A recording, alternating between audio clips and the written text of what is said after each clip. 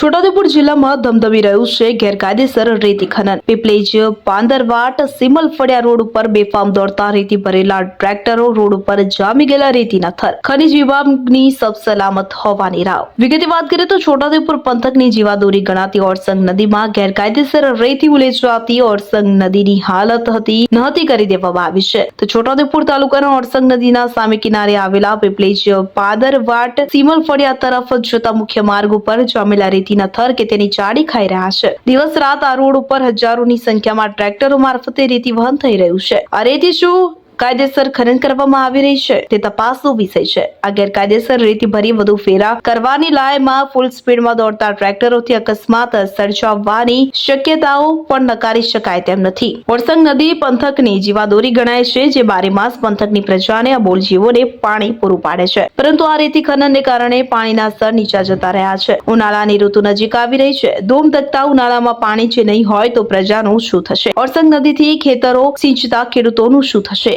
એ ચિંતાનો વિષય બન્યો છે. શું દોડે દિવસે દોડતા ટ્રેક્ટરો મુખ્ય માર્ગ ઉપર જામેલા રેતીના થર ખનીજ વિભાગના અધિકારીઓને નહીં દેખાતા હોય? વહીવટી તંત્ર ધૃતરાષ્ટ્ર બની માત્ર સલામતનો દાવો કરી રહ્યું છે. અંતે દુઃખ તો પ્રજાએ જ વેઠવાનું છે ને. તંત્ર તો છાપામાં સમાચાર આવે એટલે કે એકાદ બે ટ્રેક્ટરો પકડી દંડ કરી ખાના પૂર્તિ કરી સલામતની બાંગ પોકારી ફરી કુંભકર્ણની નિંદ્રામાં જ સરી જાય છે. શકીલ બલોચ, છોટાઉદેપુર.